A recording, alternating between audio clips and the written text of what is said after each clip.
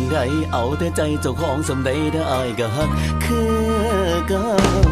มีหลายอย่างที่อยากบอกเจ้าหลายเรื่องที่อายอยากเว้าให้เจ้าเข้าใจอายแน่เด้อนาง